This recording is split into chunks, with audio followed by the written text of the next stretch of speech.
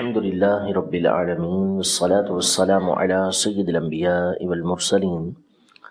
أما بعد فأعوذ بالله من الشيطان الرجيم بسم الله الرحمن الرحيم الصلاة والسلام عليك يا رسول الله وعلى آلك وأصحابك يا حبيب الله الصلاة والسلام عليك يا نبي الله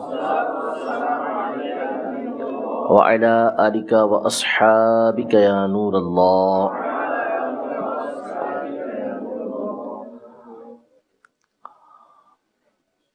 الشفاء بتعریف حقوق المصطفیٰ صلی اللہ تعالی علیہ وسلم کے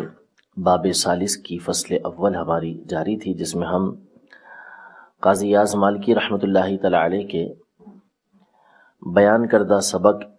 جس میں آپ نے حضور سرور دو عالم صلی اللہ تعالیٰ علیہ وآلہ وسلم کا مقام رفیع، بلند مقام جو آپ کے رب عز و جل کی بارگاہ میں ہے، آپ کے ذکر کی بلندی، دیگر انبیاء پر آپ کی فضیلت، اولاد آدم پر آپ کی سرداری، دنیا اور آخرت میں جو خصوصیات اللہ نے حضور سرور دو عالم صلی اللہ تعالیٰ علیہ وسلم کو عطا فرمائی ہیں، نیز آپ کے نام کی برکتیں، یہ انہوں نے اس فصل کے اندر ذکر کی ہیں، اس سبق میں بیان کی ہیں۔ اسی حوالے سے ہم سن رہے تھے اور کئی باتیں ہم سن چکے۔ مزید آگے قاضی یاز مالکی رحمۃ اللہ تعالی علیہ روایت کرتے ہیں حضرت خالد بن معدان رحمۃ اللہ تعالی علیہ سے، جو بہت بڑے تابعی بزرگ ہیں۔ یہ ارشاد فرماتے ہیں کہ نبی رحمت صلی اللہ تعالی علیہ وآلہ وسلم کے بعض صحابہ نے آپ صلی اللہ تعالیٰ علیہ وسلم کی بارگاہ میں عرض کی، یا رسول اللہ اخبرنا عن نفسک، یا رسول پاک آپ اپنے بارے میں ہمیں کچھ ارشاد فرمائیے، اپنی خبر دیجئے، اپنے حالات ہمیں بتائیے۔ اور اسی طرح کی روایت جو ہے وہ حضرت ابو ذر غفاری رضی اللہ تعالیٰ عنہ اور حضرت شداد بن اوس رضی اللہ تعالیٰ عنہ سے بھی، اور حضرت انس بن مالک رضی اللہ تعالیٰ عنہ سے بھی مروی ہے۔ تو نبی کریم صلی اللہ تعالیٰ علیہ وسلم نے اپنے بارے میں ارشاد فرمایا، انا دعوت ابی ابراہیم، سب سے پہلی بات کہ میں اپنے والد ابراہیم علیہ السلام کی دعا ہوں، جو آپ نے کعبۃ اللہ المشرفہ کی تعمیر کے وقت اللہ تبارک و تعالیٰ سے مانگی تھی، ربنا وبعث فیہم رسولا منہم، کہ اے اللہ ان اہل مکہ کے اندر انہی میں سے ایک رسول تو بھیج، عظیم الشان رسول بھیج۔ تو وہ جو دعا مانگی تھی، وہ دعا کا ثمرہ نبی کریم صلی اللہ تعالیٰ علیہ وسلم کی صورت میں موجود تھا۔ دوسری بات ارشاد فرمائی، وبشر بی عیسی بن مریم، یعنی میرے بارے میں عیسیٰ بن مریم نے بشارت دی، یعنی قرآن مجید فرقان حمید میں بھی موجود ہے، انجیل مقدس میں بھی موجود ہے کہ سیدنا عیسیٰ علی نبینا و علیہ الصلاۃ والسلام نے نبی کریم صلی اللہ تعالیٰ علیہ وآلہ وسلم کے آنے کی خبر دی کہ میرے بعد ایک رسول آئیں گے، عظیم الشان رسول آئیں گے، جن کا نام احمد ہوگا۔ وَمُبَشِّرًا بِرَسُولٍ يَأْتِي مِن بَعْدِ اسْمُهُ احمد، میں اللہ کا ایسا رسول ہوں کہ جو بشارت دینے والا ہوں ایک ایسے رسول کی کہ جو میرے بعد آئیں گے اور ان کا نام احمد ہوگا۔ پچھلی کتابوں میں نبی کریم صلی اللہ تعالیٰ علیہ وسلم کا نام احمد مذکور ہے۔ تیسری بات نبی کریم صلی اللہ تعالیٰ علیہ وسلم نے یہ ارشاد فرمائی کہ وَرَأَتْ أُمِّي حِينَ حَمَلَتْ بِي أَنَّهُ خَرَجَ مِنْهَا نُورٌ أَضَاءَ لَهُ قُصُورُ بُصْرَى مِنْ أَرْضِ الشام، یعنی جب میں اپنی والدہ کے پیٹ میں تھا تو اس وقت میرے والدہ کے پیٹ میں سے ایک ایسا نور نکلا کہ جس کی وجہ سے بصرہ جو شام کے قریب ایک شہر ہے، اس کے محلات روشن ہو گئے۔ اپنے بارے میں نبی کریم صلی اللہ علیہ وسلم نے یہ خبر دی۔ چوتھی بات ارشاد فرمائی کہ وَاسْتُرْضِعْتُ فِي بَنِي سَعْدِ بْنِ بَكْرٍ، کہ میں بنی سعد، قبیلہ بنی سعد کے اندر مجھے رضاعت کے لیے بھیجا گیا، یعنی حضور علیہ الصلوۃ والسلام چھوٹے تھے، یعنی عمر مبارک کے اعتبار سے، تو اس وقت آپ کی جو پرورش ہوئی اہل عرب کی عادت کے مطابق وہ قبیلہ بنی سعد کے اندر ہوئی۔ وہاں آپ نے اپنی زندگی کے ایام گزارے، سال گزارے، کئی سال گزارے وہاں پر. تو وہاں کا ایک مرتبہ کا واقعہ نبی کریم صلی اللہ تعالیٰ علیہ وسلم نے ذکر کیا کہ ہم اپنے گھروں کے پیچھے، یعنی حلیمہ سعدیہ رضی اللہ تعالیٰ عنہا کے جو گھر تھے اس کے پیچھے بکریاں چرا رہے تھے. یعنی نبی کریم صلی اللہ علیہ وسلم اور آپ کے رضائی بھائی، آپ کے دودھ شریک بھائی، دونوں بکریاں چرا رہے تھے. تو اچانک دو شخص آئے جنہوں نے بالکل سفید کپڑے پہنے ہوئے تھے، اور بعض روایتوں میں کہ 3 شخص آئے، اور وہ سونے کا ایک تست لے کر آئے کہ جس میں برف کی طرح کا پانی تھا، ٹھنڈا ٹھار پانی اس کے اندر بھرا ہوا تھا. تو انہوں نے نبی کریم صلی اللہ تعالیٰ علیہ وسلم کو، ویسے تو فاخذانی کے الفاظ ہیں کہ پکڑا، مطلب یہ کہ نبی کریم صلی اللہ تعالیٰ علیہ وسلم سے برکت حاصل کرنے کے لیے آپ کو اپنے پاس لیا. حضور علیہ الصلوۃ والسلام اس وقت ظاہری عمر کے اعتبار سے جو ہے وہ 2 سے 3 سال کے تھے یا 4 سال کے ہوں گے. تو پکڑا اور آپ علیہ الصلوۃ والسلام کے سینہ مبارکہ کو چیرا. بعض روایتوں میں سینے سے لے کر پیٹ کی جھلی تک آپ کے سینہ مبارکہ کو چیرا، پھر اس میں سے دل مبارک کو نکالا، اور دل مبارک نکال کے اس میں چاک کیا اس کو، اور اس میں سے ایک سیاہ نقطہ نکالا اور اس کو پھینک دیا. پھر اس کے بعد حضور علیہ الصلوۃ والسلام فرماتے ہیں کہ میرے سینے کو اور میرے پیٹ کو اس برف کی طرح ٹھنڈے پانی کے ساتھ انہوں نے دھویا، یہاں تک کہ اچھی طریقے سے چمکایا. اور پھر ایک اور روایت کے اندر یہ ہے کہ ایک انگوٹھی ان میں سے ایک نے نکالی جو ایسا اس کے اندر نور چمک رہا تھا کہ دیکھنے والوں کی آنکھیں اس سے خیرہ ہو رہی تھیں. چمک دمک اتنی زیادہ تھی کہ اس کے اوپر نظریں نہیں ٹھہر پاتی تھیں. اس کے ذریعے سے میرے دل کے اوپر مہر لگائی اور میرے دل کو ایمان و حکمت کے ساتھ اور زیادہ بھر دیا. پھر اس کے بعد اس دل کو واپس اپنی جگہ پہ رکھا، اور ایک فرشتے نے جو انسانی صورت میں آئے ہوئے تھے، جو جگہ تھی ساری اس کے اوپر ہاتھ پھیرنا شروع کیا، یہاں تک کہ وہ جو چیرا لگایا گیا تھا، چاک کیا گیا تھا، وہ سارا کا سارا اپنی جگہ پر درست ہو گیا، بالکل کوئی نشان اس پر باقی نہ رہا. پھر اس کے بعد ان میں سے ایک نے دوسرے سے کہا کہ ان کا وزن ان کی امت کے 10 افراد کے ساتھ کرو، ان کی امت کے 10 افراد کے ساتھ کرو. تو تولا گیا آپس میں، ایک طرف نبی کریم صلی اللہ علیہ وسلم، دوسری طرف امت کے 10 افراد. تو حضور علیہ الصلوۃ والسلام وزن میں ان سے بڑھ گئے. پھر اس کے بعد کہا کہ ان کا 100 کے ساتھ وزن کرو. 100 کے ساتھ وزن کیا گیا تو بھی نبی کریم صلی اللہ تعالیٰ علیہ وسلم وزن میں ان سے بڑھ کر تھے. کہا کہ 1000 کے ساتھ کرو. 1000 کے ساتھ کیا گیا تو بھی نبی کریم صلی اللہ تعالیٰ علیہ وسلم وزن میں ان سے بڑھ کر تھے. پھر انہوں نے کہا ان میں سے ایک نے کہ ان کو چھوڑ دو، اگر ساری امت کے ساتھ بھی ان کا وزن کرتے پھرو گے تو بھی یہ سب سے بھاری ہوں گے. اب سب سے بھاری کس اعتبار سے ہوں گے؟ یہ جو صحیح قول ہے اس کے مطابق اپنے کمال کے اعتبار سے، اپنے کمال کے اعتبار سے، مرتبوں کے اعتبار سے جو اللہ تبارک و تعالی نے آپ کو عطا فرمائے ہیں. علامہ صابی رحمۃ اللہ تعالی علیہ زبردست عاشق رسول گزرے ہیں. تفسیر جلالین پر آپ کا حاشیہ ہے، حاشیۃ الصابی کے نام سے مفسر ہیں، لیکن عشق رسول میں واقعی کمال درجے کے تھے یہ. تو علماء جب بھی دیکھتے ہیں کہ کسی بھی مقام پر نبی کریم صلی اللہ تعالیٰ علیہ وسلم کی سیرت میں سے، آپ کے فضائل میں سے کوئی پہلو بیان کرنا ہو تو وہاں پہ چوکتے نہیں ہیں. وہاں سے کوئی نہ کوئی پہلو نبی کریم صلی اللہ تعالیٰ علیہ وسلم کی فضیلت کا بیان ہوتا ہے تو لازمی بیان کرتے ہیں، چھپاتے نہیں اس کو، بلکہ اس کو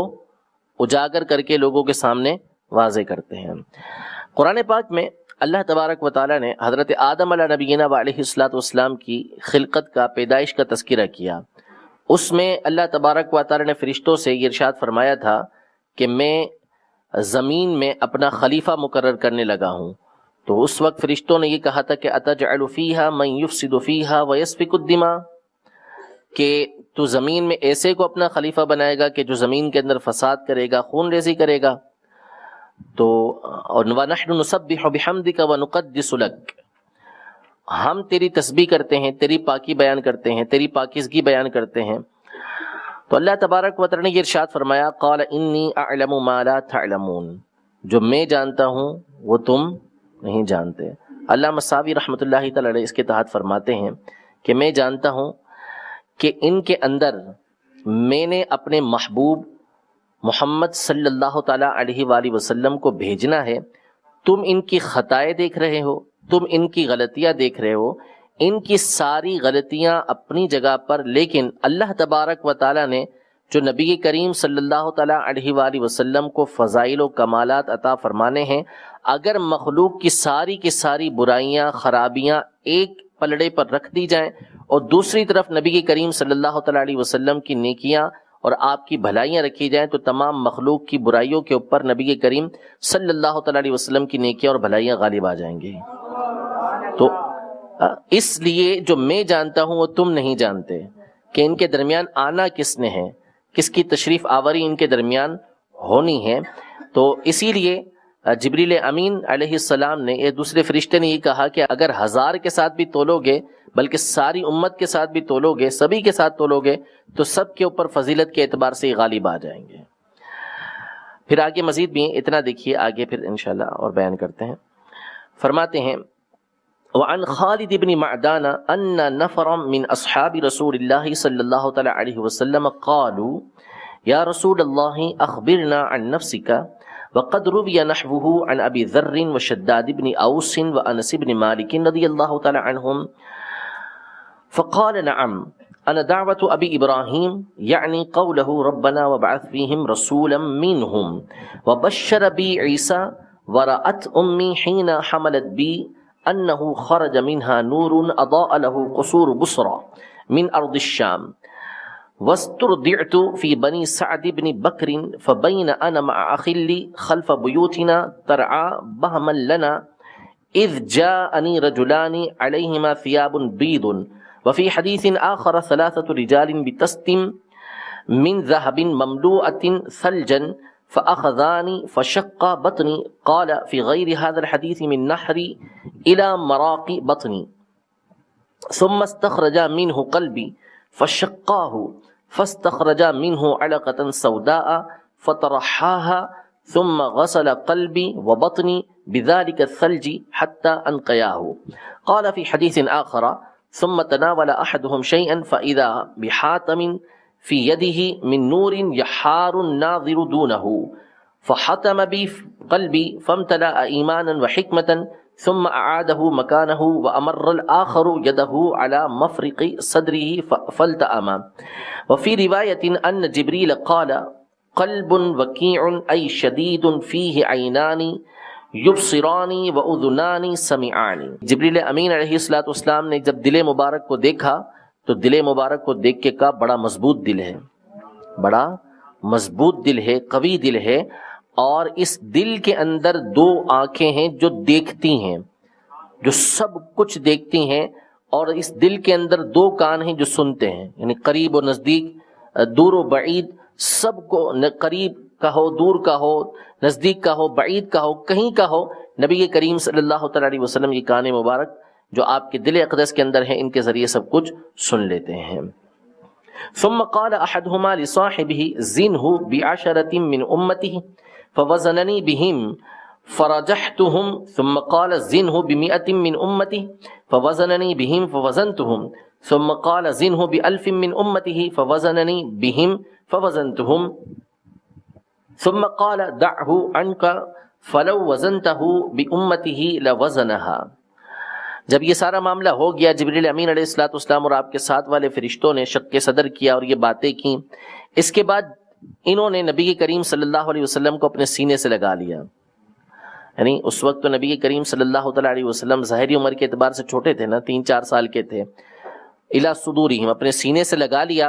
اور حضور علیہ السلام کے سر مبارک کو اور آنکھوں کے درمیان بوسہ دینے لگے۔ پھر عرض کرنے لگے کہ یا حبیب، یعنی اے اللہ کے حبیب، اگر آپ جانتے کہ اللہ نے آپ کے لیے کیسی کیسی خیر رکھی ہوئی ہے تو آپ کی آنکھیں ٹھنڈی ہو جاتی ہیں۔ یعنی جو اللہ نے آپ کے لیے خیر رکھی ہے، جب آپ اس کو ملاحظہ کریں گے تو آپ کی آنکھیں ٹھنڈی ہو جائیں گی، آپ کو گھبرانے کی ان معاملات سے کوئی ضرورت نہیں ہے۔ فرماتے ہیں قال فی الحدیث الآخر ثم ضمونی الی صدورہم وقبلوا رأسی وما بین عینی ثم قالوا یا حبیب لم ترع انک لو تدری ما یراد بک من الخیر لقرت عیناک۔ آگے پھر مزید اس میں یہ الفاظ ہیں کہ جبریل امین علیہ السلام نے یہ بھی عرض کی، یا تمام فرشتوں نے یہ بھی کہا کہ اللہ تبارک و تعالیٰ کی بارگاہ میں آپ سے زیادہ عزت والا کوئی نہیں، سب سے بڑھ کر اللہ کی بارگاہ میں آپ کو عزت حاصل ہے، اور آپ کی شان یہ ہے کہ خود اللہ تبارک و تعالیٰ اور اس کے فرشتے آپ کے ساتھ ہیں۔ اور ایک اور حدیث کے اندر یہ الفاظ ہیں کہ جب یہ واپس پلٹے تو نبی کریم صلی اللہ تعالیٰ علیہ وآلہ وسلم تمام کے تمام معاملات کو ایسے بیان کر رہے تھے گویا کہ ابھی دیکھ رہے ہیں، سارے معاملات کو نبی کریم صلی اللہ علیہ وسلم نے اس طرح بیان کیا۔ وفی بقیت هذا الحدیث من قولهم ما اکرمک علی اللہ ان اللہ معک وملائکتہ قال فی حدیث ابی ذر فما هو الا ان ولیا عنی فکأنما اری الامر معاینۃ۔ یہ نبی کریم صلی اللہ تعالیٰ علیہ وآلہ وسلم کی اللہ کی بارگاہ میں ایک شان و عظمت بیان کی۔ آگے ایک مشہور روایت کہ سیدنا آدم علی نبینا و علیہ الصلوۃ والسلام سے جب اجتہادی خطا سرزد ہوئی اور آپ نے جنت میں جس درخت سے آپ کو منع کیا تھا اس سے کھا لیا، تو اس کے بعد ایک عرصے تک اب اللہ تبارک و تعالیٰ کی بارگاہ میں گریہ وزاری کرتے رہے، اللہ کی بارگاہ میں گریہ وزاری کرتے رہے، معافی مانگتے رہے۔ فتلقى آدم من ربه کلمات فتاب علیہ، پھر اللہ تبارک و تعالیٰ کی طرف سے آدم علیہ السلام کو کچھ کلمات حاصل ہوئے، انہوں نے اس کے ذریعے توبہ کی اللہ کی بارگاہ میں، تو اللہ نے ان کی توبہ کو قبول فرمایا۔ وہ الفاظ کیا تھے؟ امام ابو محمد المکی یعنی امام ابو طالب المکی رحمۃ اللہ تعالیٰ علیہ اور ابو اللیث سمرقندی رحمۃ اللہ تعالیٰ علیہ اور ان کے علاوہ دیگر افراد یہ روایت کر رہے ہیں، قاضی اعظم مالکی رحمۃ اللہ تعالیٰ علیہ، کہ انہوں نے حضرت آدم علیہ نبینا و علیہ الصلوۃ والسلام نے جو دعا اللہ کی بارگاہ میں کی تھی وہ یہ تھی کہ اللہم بحق محمد اغفر لی خطیئتی وتقبل توبتی، یعنی اے اللہ محمد صلی اللہ تعالیٰ علیہ وسلم کے صدقے میں، ان کے حق کے صدقے میں تو میری خطاؤں کو معاف فرما دے اور میری توبہ کو قبول فرما لے۔ ہاں، یہ الفاظ تھے کہ نبی کریم صلی اللہ علیہ وسلم کا وسیلہ اللہ کی بارگاہ میں پیش کیا آدم علیہ السلام نے۔ اللہ تبارک و تعالیٰ جو سب کچھ جانتا ہے، اس کے باوجود حضرت آدم علیہ السلام سے پوچھا، استفسار کیا، من این عرفت محمدن، اے آدم تم نے محمد صلی اللہ تعالیٰ علیہ وسلم کو کہاں سے جانا؟ تو آدم علیہ السلام نے اللہ کی بارگاہ میں عرض کی کہ رأیت فی کل موضع من الجنت مکتوبا لا الہ الا اللہ محمد الرسول اللہ، یعنی میں نے جنت کے ہر مقام پر یہ لکھا ہوا دیکھا کہ اللہ کے سوا کوئی معبود نہیں، محمد صلی اللہ علیہ وسلم اللہ کے رسول ہیں۔ اور ایک روایت کے اندر یہ الفاظ ہیں، حضرت آدم علیہ السلام نے یہ بھی عرض کی کہ محمد عبدی و رسولی، یعنی اللہ تبارک و تعالیٰ نے جو لکھا ہوا تھا اس میں الفاظ یہ تھے کہ محمد میرے بندے اور میرے رسول ہیں۔ فعلمت انہ اکرم خلقک علیک، تو مجھے پتہ چل گیا، آدم علیہ السلام اللہ کی بارگاہ میں عرض کرتے ہیں کہ مجھے پتہ چل گیا کہ تیری بارگاہ میں یہ ہستی سب سے بڑھ کر عزت والی ہے، سب سے بڑھ کر تکریم تیری بارگاہ میں انہی کے لیے ہے۔ فتاب اللہ علیہ وغفر لہ، اللہ تبارک و تعالی نے آدم علیہ السلام کی توبہ کو قبول فرمایا اور ان کی مغفرت فرما دی۔ یہ روایت ہے،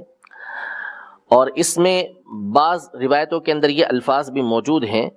کہ لولاہ ما خلقتک، اے آدم اگر یہ نہ ہوتے تو میں تجھے پیدا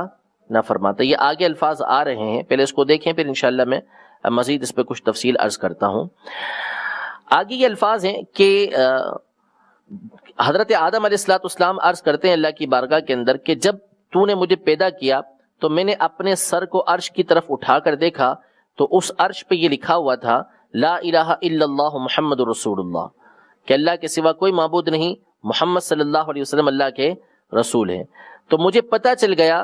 کہ تیری بارگاہ میں سب سے بڑی قدر، سب سے بڑھ کر عظمت جو ہے اسی ہستی کی ہے جس کا نام تو نے اپنے نام کے ساتھ ملایا ہوا ہے۔ تو اللہ تبارک و تعالی نے حضرت آدم علیہ السلام کی طرف وحی کی اور ارشاد فرمایا کہ مجھے اپنی عزت و جلال کی قسم، بے شک یہ یعنی محمد صلی اللہ علیہ وسلم خاتم النبیین ہیں، نبیوں میں سب سے آخر میں ہیں، اور یہ تیری اولاد میں سے ہیں، اگر یہ نہ ہوتے تو میں تجھے پیدا نہ فرماتا۔ اس روایت کو امام حاکم نے اپنی مستدرک کے اندر روایت کیا ہے۔ یہ روایت امام حاکم نے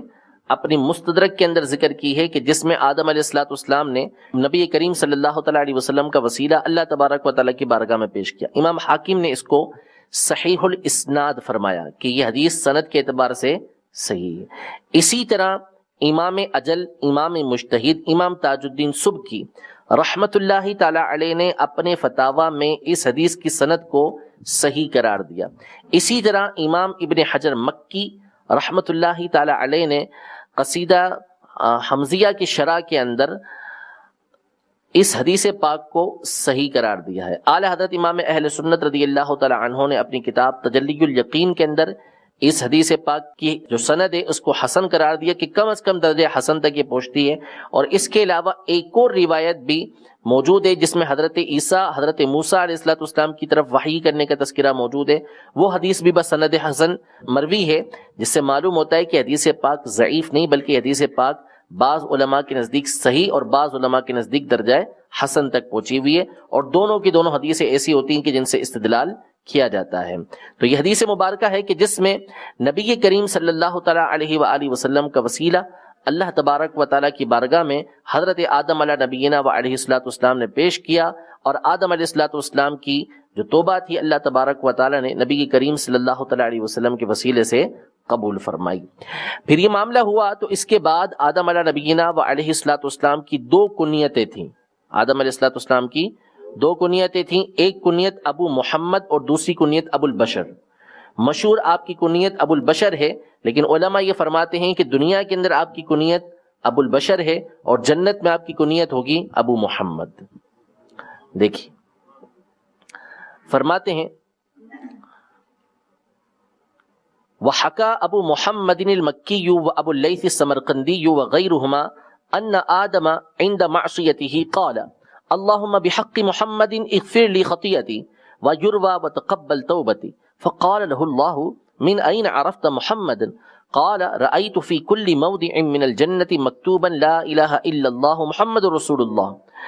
ويروى محمد عبدي ورسولي فعلمت أنه أكرم خلقك عليك فتاب الله عليه وغفر له. وهذا عند قائله تأويل قوله تعالى فتلقى آدم من ربه كلمات.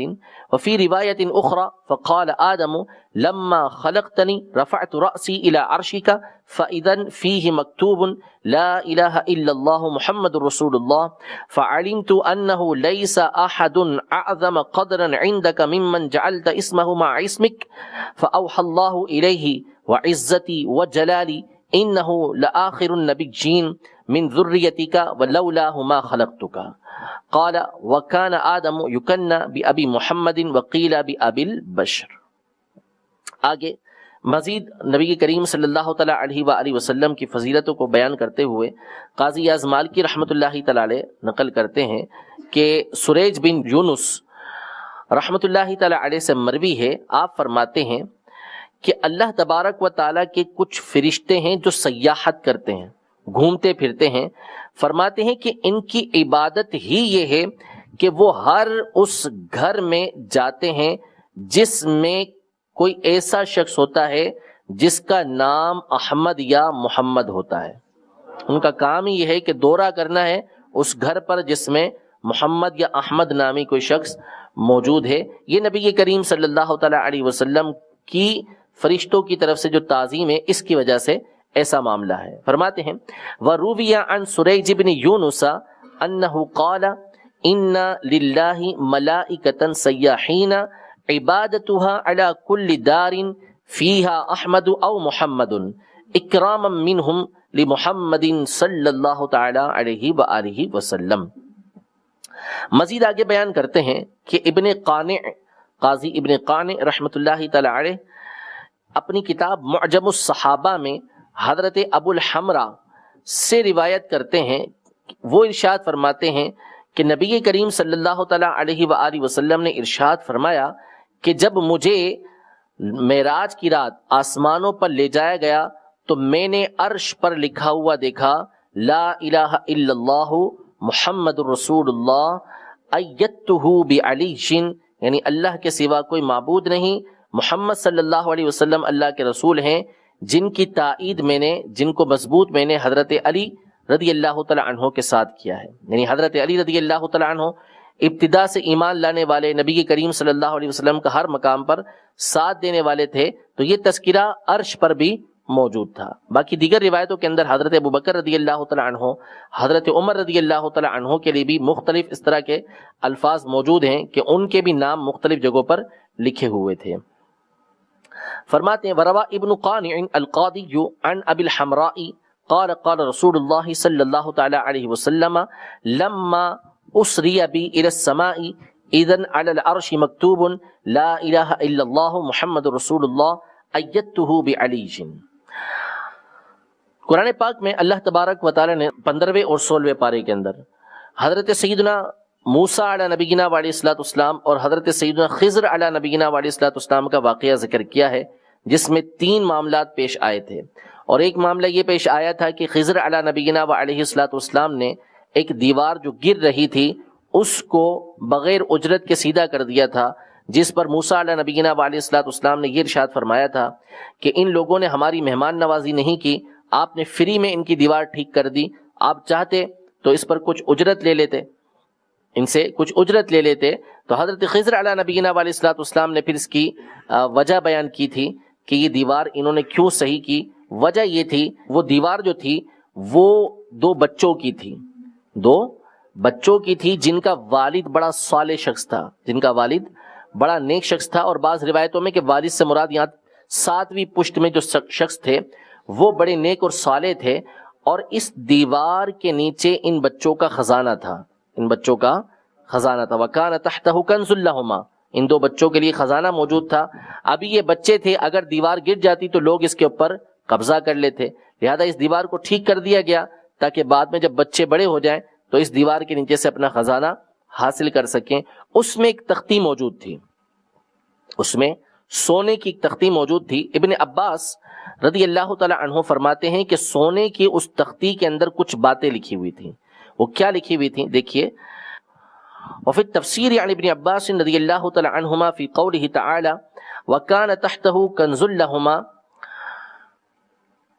قال لوح من ذهب فيه مكتوب، کہ سونے کی ایک تختی تھی جس میں یہ لکھا ہوا تھا عجبا لمن ایقن بالقدر فكيف ينصب، جو شخص تقدیر کے اوپر ایمان رکھتا ہے تو کیسے اپنے آپ کو تھکا دیتا ہے۔ تعجب ہے ایسے شخص کے اوپر کہ جو تقدیر کے اوپر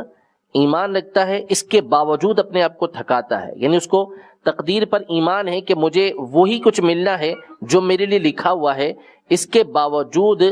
دنیا کی تلاش کے اندر اپنے آپ کو تھکا کے رکھ دیتا ہے، حالانکہ ملنا وہی کچھ ہوتا ہے کہ جو اللہ تبارک و تعالی نے اس کے لیے مقرر کر رکھا ہوتا ہے۔ اور لکھا ہوا تھا اس میں عجبا لمن ایقن بالنار کیف یضحک، جس شخص کو یہ پتا ہے کہ جہنم موجود ہے، جہنم کے اوپر وہ یقین رکھتا ہے تو وہ کیسے ہنستا ہے۔ عجبا لمن رأى الدنيا وتقلبها بأهلها كيف يطمئن إليها، اس شخص پر بھی تعجب ہے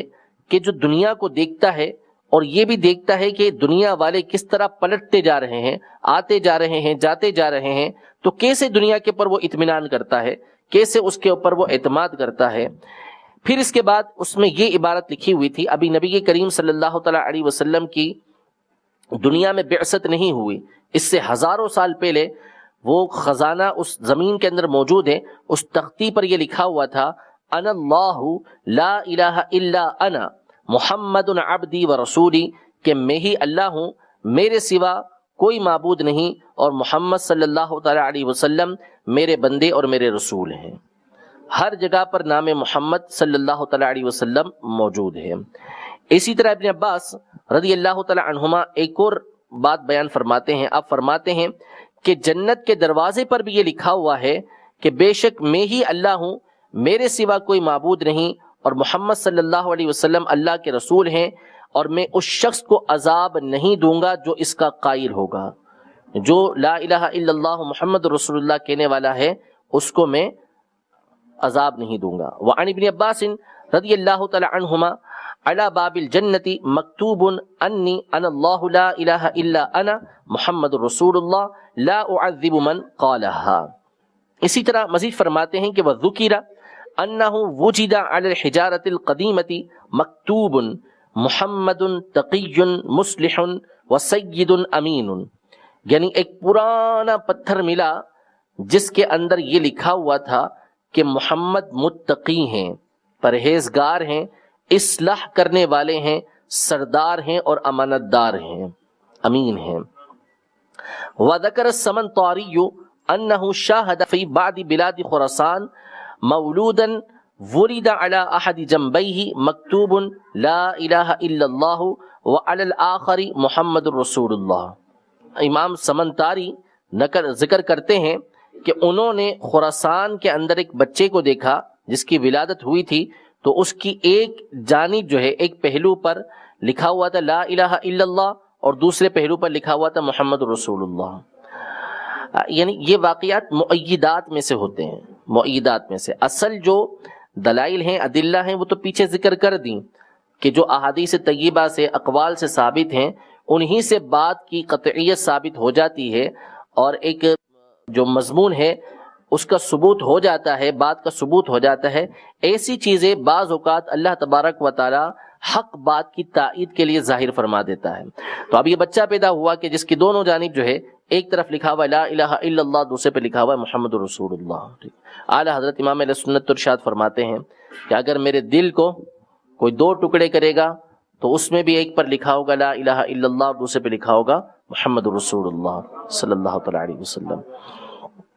آگے فرماتے ہیں قاضی اعظم مالکی رحمۃ اللہ تعالی علیہ مزید، وذکر الاخباریون ان ببلاد الہند وردا احمر مکتوبا علیہ بالابیض لا الہ الا اللہ محمد رسول اللہ، کہ بعض خبر دینے والوں نے اس بات کو ذکر کیا کہ ہند کے کسی شہر کے اندر ایک سرخ گلاب، ہو سکتا ہے اس زمانے میں اور ہو سکتا ہے کہ اب بھی موجود ہو، ایک سرخ گلاب تھا جس پر سفید رنگ سے یہ لکھا ہوا تھا لا الہ الا اللہ محمد رسول اللہ۔ تو ایسے کئی واقعات جو ہے وہ پہلے بھی ظاہر ہوتے رہے اور اب بھی ظاہر ہوتے ہیں۔ مستطرف کے اندر اور بعض اور کتابوں کے اندر روایتیں موجود ہیں کہ بعض مچھلیاں شکاریوں کے ہاتھ آئیں تو ان کے اوپر لا الہ الا اللہ محمد رسول اللہ لکھا ہوا تھا، تو انہوں نے پھر اس کی تعظیم کی وجہ سے دوبارہ ان کو سمندر کے اندر چھوڑ دیا۔ تو ایسے واقعات جو ہے وہ بعض اوقات، بسا اوقات ہمارے زمانے کے اندر بھی مختلف چیزوں پر پیش آ جاتے ہیں جس کے ذریعے سے ان چیزوں کی حقانیت مزید واضح ہو جاتی ہے۔ لیکن میں نے عرض کیا کہ اصل حقانیت، اصل جو دلائل ہیں وہ قرآن و حدیث سے ویسے ہی ثابت ہیں، یہ فقط بطور تائید ہمارے لیے سامنے آ جاتے ہیں۔ آگے حضرت امام محمد باقر رضی اللہ تعالی عنہ کی یہ روایت نقل کرتے ہیں کہ آپ ارشاد فرماتے ہیں کہ جب قیامت کا دن ہوگا تو ایک ندا کرنے والا ندا کرے گا کہ جس کا نام محمد ہے وہ جنت کے اندر داخل ہو جائے۔ وہ شخص کھڑا ہو جس کا نام محمد ہے اور جنت کے اندر داخل ہو جائے، یہ نبی کریم صلی اللہ تعالی علیہ وسلم کے نام کی برکت ہے۔ یعنی جس نے آپ علیہ الصلوۃ والسلام کی محبت کی وجہ سے، آپ علیہ الصلوۃ والسلام کی تعظیم کی وجہ سے اپنے بچے کا نام محمد رکھا ہوگا تو انشاءاللہ تبارک و تعالی یہ فضیلت اس بچے کو حاصل ہوگی، اور انشاءاللہ اس کے صدقے میں اس کے باپ کو بھی یہ فضیلت حاصل ہوگی۔ فرماتے ہیں ورویہ عن جعفر بن محمد عن ابیہ اذا كان يوم القيامة نادى مناد الا ليقم من اسمه محمد فليدخل الجنة لكرامة اسمه صلی اللہ تعالی علیہ وآلہ وسلم۔ امام مالک رحمۃ اللہ تعالی علیہ فرماتے ہیں کہ اہل مکہ اور علامہ خفاجی رحمۃ اللہ تعالی علیہ نے نسیم الریاض میں لکھا کہ اسی طرح اہل مدینہ یہ تمام کے تمام یہ کہا کرتے تھے اور اعتقاد رکھتے تھے کہ جس گھر میں کوئی ایسا شخص ہو کہ جس کا نام محمد ہو تو اس گھر کے اندر برکت ہوتی ہے اور ان کا رزق بلکہ ان کے پڑوسیوں کا رزق بھی بڑھا دیا جاتا ہے۔ یہ اہل مکہ کا اعتقاد تھا، اور اب بھی جو اہل محبت ہیں ان کا یہی اعتقاد ہے کہ جو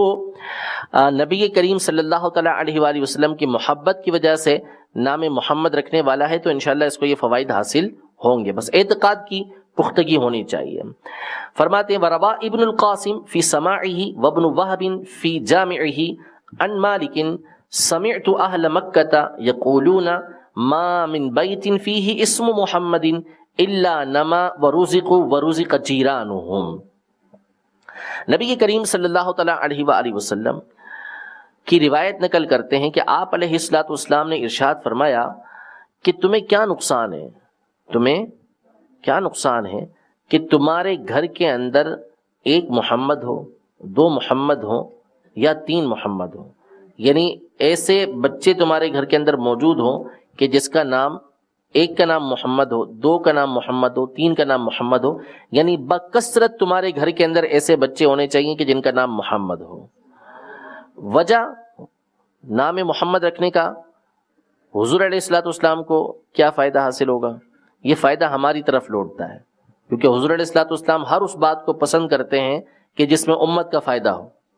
ٹھیک ہے؟ تو نام محمد رکھنے کی وجہ سے اللہ تبارک و تعالیٰ ایسے بندے کو بالخصوص قیامت کے دن برکت عطا فرمائے گا، اس لیے نبی کریم صلی اللہ تعالیٰ علیہ وسلم اس بات کو پسند کیا کرتے تھے۔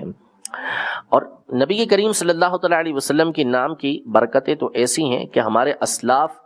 نہ فقط اپنا نام، اپنے والد کا نام محمد ہوتا، ان کے دادا کا نام محمد ہوتا، پردادا کا نام محمد ہوتا، یہاں تک کہ بعض بزرگوں کی 9 پشتوں تک نام محمد ابن محمد ابن محمد ابن محمد ابن محمد ابن محمد ابن محمد 9 تک چلتے چلے گئے، سارے محمد کا سلسلہ آ رہا ہے۔ اور 2010 یا 6 کی تحقیق کے مطابق پوری دنیا میں سب سے زیادہ رکھا جانے والا نام محمد ہے، جو تقریباً 7.5 کروڑ افراد کا نام رکھا گیا ہے۔ تقریباً اتنا زیادہ نبی کریم صلی اللہ تعالیٰ علیہ وسلم کا انعام رکھا جاتا ہے، کیونکہ اللہ تبارک و تعالیٰ نے اس کی محبت لوگوں کے دلوں کے اندر ڈالی ہوئی ہے۔ فرماتے ہیں وَعَنْهُ صلی اللہ تعالیٰ علیہ وسلم ما ضر احدکم ان یکون فی بیتہ محمد ومحمدان وثلاثة۔ وعن عبد الله بن مسعود رضی اللہ تعالی عنہ ان اللہ تعالی نظر الى قلوب العباد فاختار منها قلب محمد فاصطفاه لنفسه فبعثه برسالتی، یعنی اللہ تبارک و تعالی نے لوگوں کے دلوں کی طرف نظر فرمائی تو اس میں سے محمد صلی اللہ تعالی علیہ وسلم کے دل کو چن لیا اور اپنے لیے خاص کر لیا، اور آپ علیہ الصلوۃ والسلام کو رسالت کے ساتھ مشرف کر کے لوگوں کے درمیان بھیجا۔ وحكى النقاش ان النبي صلى الله تعالى عليه وسلم لما نزلت وما كان لكم ان تؤذوا رسول الله ولا ان تنكحوا ازواجه من بعده ابدا، یعنی جب یہ آیت کریمہ نازل ہوئی کہ تمہارے لیے یہ حلال نہیں کہ تم رسول اللہ صلی اللہ تعالیٰ علیہ وآلہ وسلم کو اذیت دو، اور یہ بھی تمہارے لیے حلال نہیں کہ نبی کریم صلی اللہ تعالیٰ علیہ وسلم کے وصال ظاہری کے بعد ان کی ازواج سے نکاح کرو، یہ تمہارے لیے جائز ہی نہیں ہے۔ یہ آیت نازل ہوئی، اس آیت کے بہت سارے فوائد ہیں، ان میں سے ایک فائدہ علماء نے حیات النبی کا بیان کیا ہے کہ شہید کی حیات سے بڑھ کر نبی کی حیات ہے۔ وجہ یہ ہے کہ شہید انتقال کر جائے تو بعد انتقال اس کی جو بیوہ ہے اس سے نکاح کرنا جائز ہوتا ہے، عدت گزرنے کے بعد اس سے نکاح کیا جا سکتا ہے، حالانکہ شہید حیات ہے، شہید حیات ہیں، لیکن ان کے اوپر دنیا کے یہ احکام جاری نہیں ہوتے کہ ان کی وراثت تقسیم نہ ہو اور ان کی ازواج سے نکاح جو ہے وہ ممنوع ہو جائے، ناجائز ہو جائے، نہیں، ان کی وراثت بھی تقسیم ہوتی ہے اور ان کی ازواج سے، ان کی بیواؤں سے نکاح کرنا بھی جائز ہوتا ہے۔ لیکن انبیاء کرام علیہم السلام کی حیات ایسی حیات ہے کہ ان کے دنیا سے پردہ فرما جانے کے بعد بھی نہ تو ان کا مال تقسیم ہوتا ہے، ان کا مال تقسیم نہیں ہوتا، دوسرا یہ کہ ان کی ازواج سے نکاح ہمیشہ کے لیے حرام رہتا ہے، کوئی بھی دوسرا شخص کسی نبی کی اہلیہ سے شادی نہیں کر سکتا، کوئی بھی نبی ہو۔ تو نبی کریم صلی اللہ تعالیٰ علیہ وآلہ وسلم کی ازواج سے نکاح آپ علیہ الصلوۃ والسلام کے وصال ظاہری کے بعد بھی ناجائز ہیں۔ یہ ازواج مطہرات نبی کریم صلی اللہ تعالیٰ علیہ وسلم کے لیے خاص ہیں، آخرت میں بھی یہ تمام کی تمام نبی کریم صلی اللہ تعالیٰ علیہ وآلہ وسلم کے ساتھ ہی ہوں گی۔ جب یہ آیت نازل ہوئی تو نبی کریم صلی اللہ تعالیٰ علیہ وسلم لوگوں کے درمیان تشریف فرما ہوئے اور آپ نے خطبہ دیا اور یہ بیان کیا کہ اے اہل ایمان، اللہ تبارک و تعالیٰ نے مجھے تمہارے اوپر فضیلت دی ہے، مجھے تمہارے اوپر فضیلت دی ہے، لا شک فی ذلک، کوئی شک نہیں اس کے اندر، اور اسی طرح میری عورتوں کو یعنی میری ازواج کو اللہ نے تمہاری عورتوں کے اوپر فضیلت عطا فرمائی ہے، اس میں بھی کوئی شک نہیں ہے کہ ازواج مطہرات یقیناً دنیا کی تمام خواتین سے افضل و اعلیٰ ہیں، ٹھیک ہے۔ نبی کریم صلی اللہ تعالیٰ علیہ وسلم کے ازواج امت کی تمام عورتوں سے افضل ہیں۔ بی بی فاطمہ رضی اللہ تعالیٰ عنہا کا معاملہ الگ ہے کہ آپ نبی کریم صلی اللہ تعالیٰ علیہ وآلہ وسلم کی شہزادی ہیں، ان کے فضائل اپنی الگ جگہ پر ہیں۔ یہ عام خواتین کے حوالے سے بات ہو رہی ہے نبی کریم صلی اللہ تعالیٰ علیہ وسلم کی شہزادی کے علاوہ، کہ ازواج مطہرات جو ہیں یہ تمام کی تمام دیگر امت کی خواتین سے افضل ہیں۔ باقی حضرت فاطمہ رضی اللہ تعالیٰ عنہا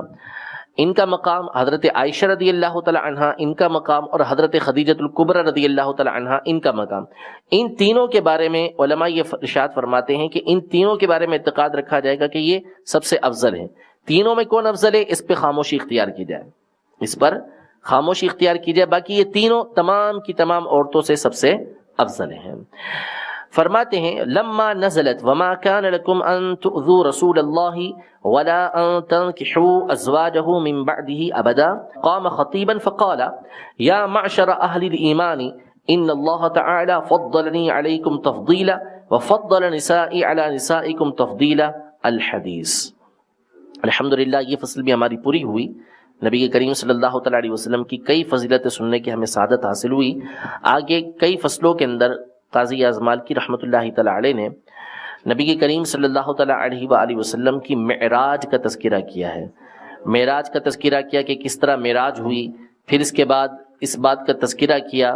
کہ معراج جسمانی ہوئی تھی یا روحانی ہوئی تھی، پھر اس کے بعد قاضی اعظم مالکی رحمۃ اللہ تعالیٰ علیہ نے ان لوگوں کا رد کیا کہ جو یہ کہتے ہیں کہ آپ علیہ الصلوۃ والسلام کو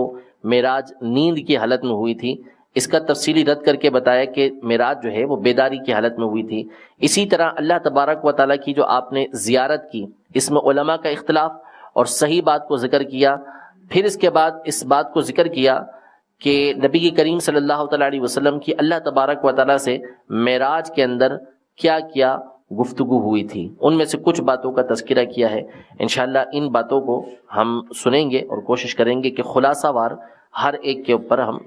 بیان کریں۔ اللہ تبارک و تعالی ہمیں نبی کریم صلی اللہ تعالیٰ علیہ وآلہ وسلم کی سچی عقیدت و محبت نصیب فرمائے، آپ علیہ الصلوۃ والسلام کی شفاعت میں سے ہمیں حصہ نصیب فرمائے، آمین بجاہ النبی الامین صلی اللہ تعالیٰ علیہ وآلہ وسلم۔